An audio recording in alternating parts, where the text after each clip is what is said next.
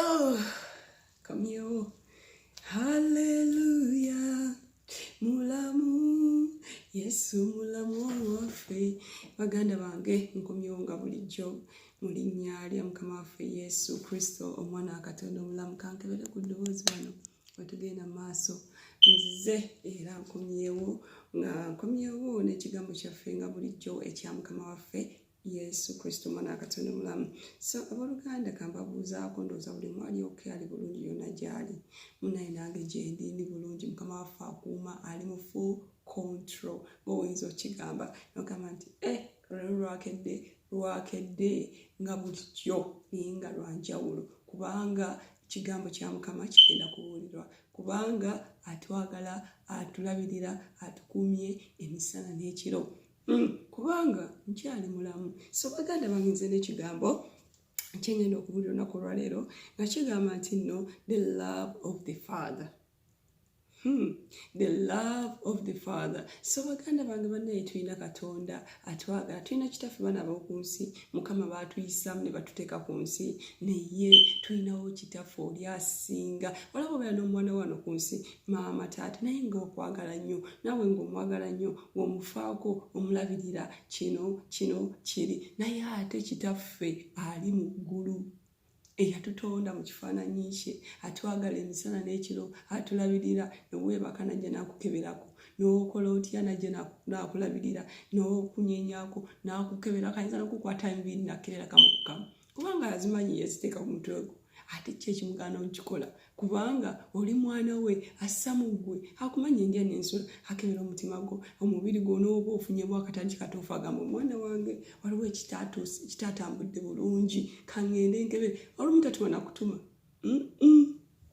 tatuma yabyeesitukiramu n'agamba we naatuma bano bayinza okundwisa kati nze kanneegendere nsobole okulaba ki ekigenda mu maaso ku mwana wange ali mu kifaananyi kyange. So abooluganda nga olaba ekifaananyi kino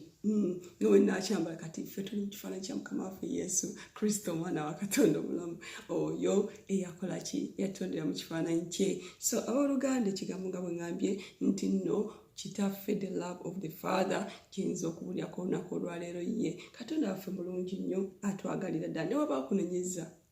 nga ffe twagala abaana baffe naye atera okera ku makya n'omunenyaako olaba ng'akoze ekintu ekikola ekitali kituufu, oba gwe kyolaba ekigenda omusuula mu nsobi, oba kyolaba ekigenda omuleetera obuzibu mu maaso eyo.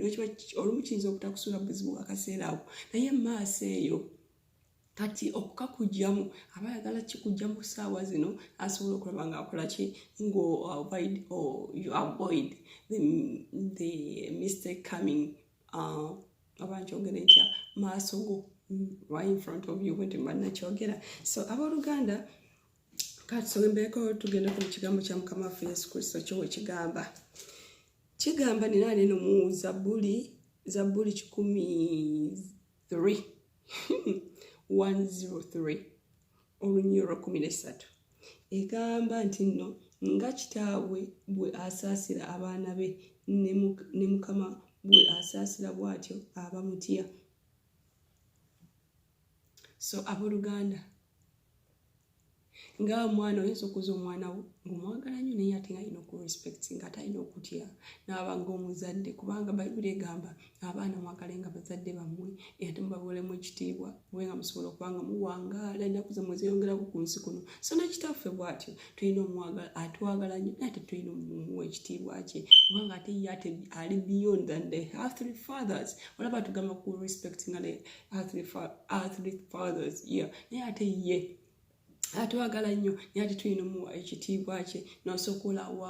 wakubogerako bakyogerabo batya naba ng'akuyiira emikisa egijjo talabangako bulamu bwo mu linnya erya Mukama waffe Yesu Kristo omwana wa Katonda omulamu kubanga ali mu ggwe, assa mu ggwe, akuzuukusa, akuliisa, akuwa directions bwekanako buli woozuukuka n'akugamba kati mwana wange omanyi genda okole kino kati ekyo kiveeko okimaze genda olunaku ne luziba ng'obadde bize naye nga weebuuza bino byonna mbikoze ntya naye nga si magezi go naye magezi ge kubanga omutya n'omuteekamu ekitiibwa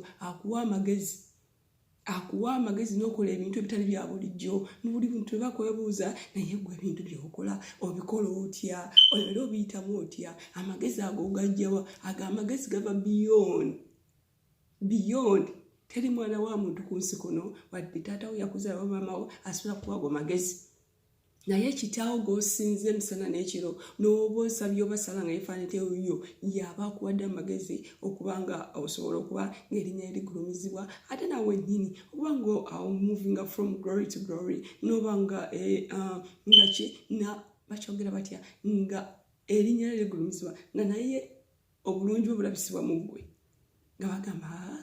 anti abamu bamanyi okugamba nti abalokole oba kino oba abalokole kino naye nedda mukama akulabira ddala ne bagamba oba kati kamukolere omwana wange ekintu kino kibatagambye nti ono yakikoze oba ono nedda naye nga ye yekka yakikoze kubanga ye Katonda atukuuma era ye Katonda atwagala era atwetoloza ekisa kye okwagala kwe buli kanaku n'atuteekako laavu ye n'atu anointing amafuta ge ne tufuuka abantu banjawulo kuba kanti bweteebereza okuva wazaalibwa si bw'oli n'akaseera kano k'olimu si bw'oli naye ki kwagala kwa mukama waffe Yesu Kristo mwana wa Katonda omulamu laavu ye yekutusiza awooli kubanga era agamba Bayibuli wegamba suula omugoyo n'omwana kati waba takugunjuddeemu koyinza okwonooneka kati wakugunjulamu n'omanya ensobi gyewakoze muganda wange oba ovaawo n'otakiddamu kikola oba okizemu enaggamugamba nsaasira kitange saba kunnyamba kunsaasira kunjewawo kunteeka ku kintu ekirala nsobola okuba nga nsobola okuyitawo so wetuba tusomyeko ne mu kigambo ekirala mu Proverbs 3:11 to 12 egamba mu ngero ndi mu Luganda mu ngero 3:10-12 egamba nti nno ngero 3 ya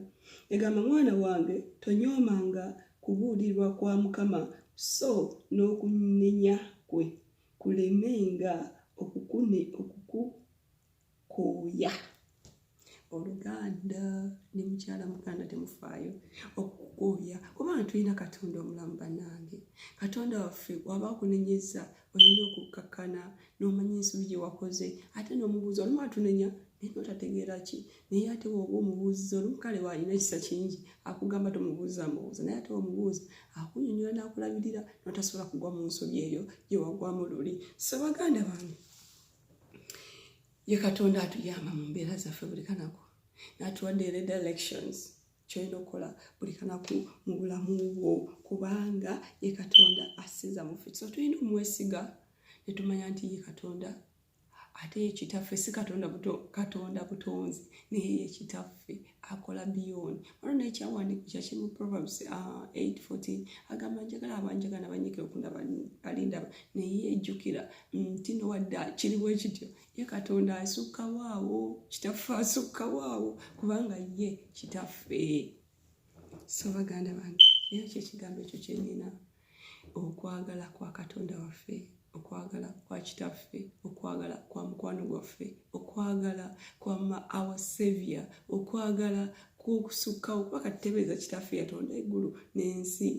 yatwagala nnyo ensi yonna yalibadde yaggwawo dda nga tetukyalonga ku mulembe gwa Nuuwa naye wadde era yalekawo bali abalitandika era bwe batandika ne tusobola okubeerawo n'asindika omwana we Yesu asobole okuba nga tusobola tusaba nga tusaba direct tayina kugamba nti